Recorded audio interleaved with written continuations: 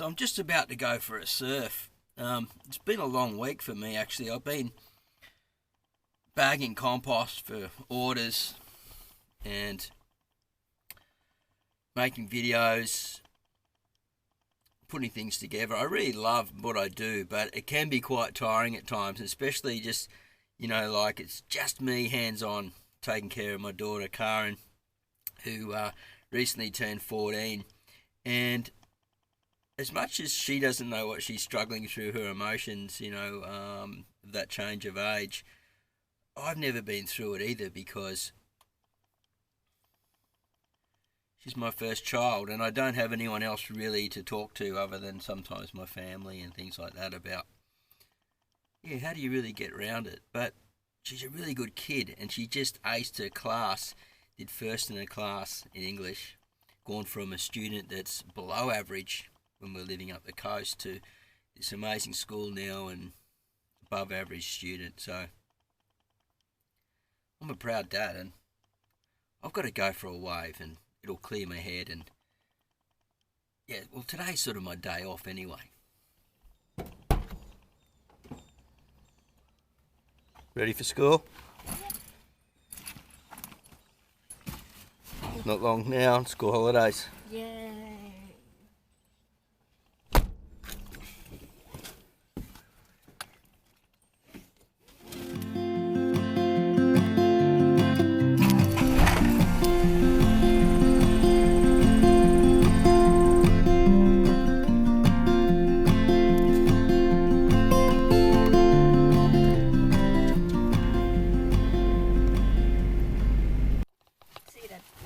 See you, Dylan. You have a nice day at school. I'll see you this afternoon at the bus stop, alright? Wait, at the bus stop? I mean at the corner at the end of the road. Okay. Hi.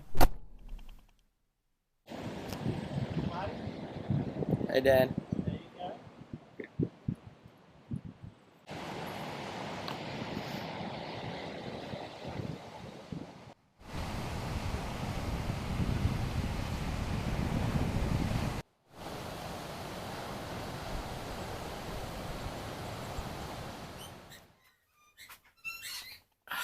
Well, I've got to say, I feel 10 times better after that surf. Surfing and gardening, growing food and being in nature.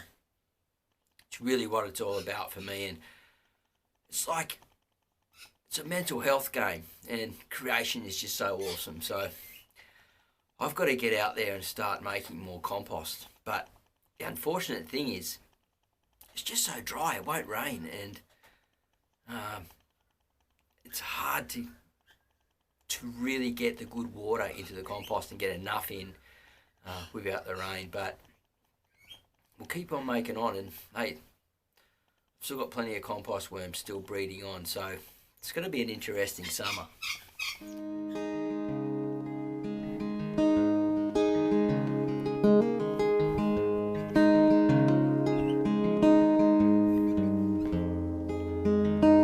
A small town in a little oasis where my big dreams were gonna take me places. I would make bets with the rising sun and tell him all I had done.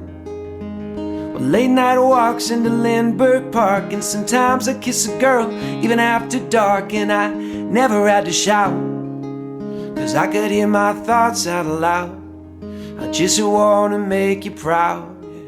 And Little Falls, you're a small town, honey, rich in love but not in money. Even if I change my tempo, not gonna let go of everything you meant to me. And Little Falls, you will stay my home. And if I move on when I am full grown, I will still make bets with the rising sun, like I did when I was young.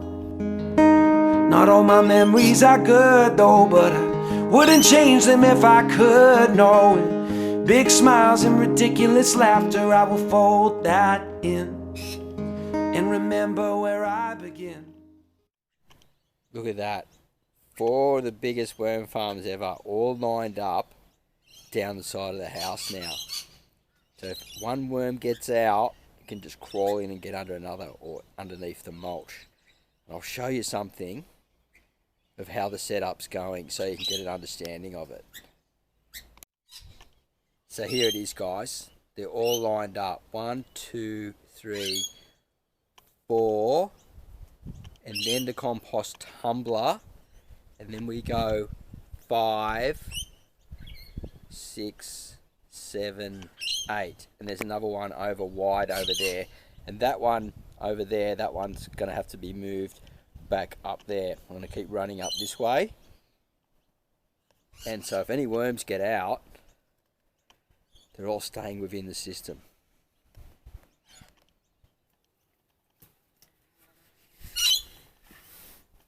So what I'm doing is I'm lining them all up and then putting wood chip underneath. I'm going to mulch underneath them because when they escape, I want them moving from each farm to another. And eventually I want them so they're sort of moving in and around, and I'm keeping my stocks up, and they go into the windrows where I harvest my compost so I can make them for the make-up bags for the customers. So it's really a win-win situation, and it's a systemised situation. Well, I wouldn't say situation, but it's a systemised system that saves me time and keeps my stocks up, because it's the compost worms that really make this compost that sells at my place. Without them, I don't believe it would be nowhere near as good. And I really couldn't call it an artisan compost without those little guys working away behind the scenes.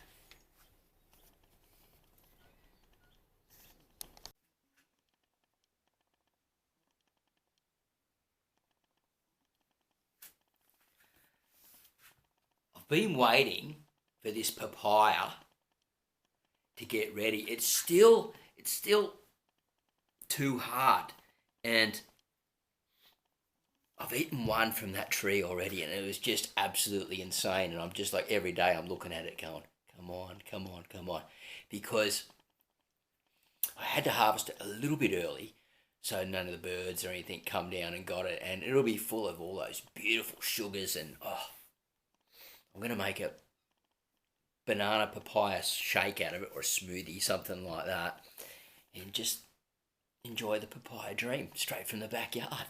What could be better? To the river we go. Leave our worries on the shore and drift away. On the river we know.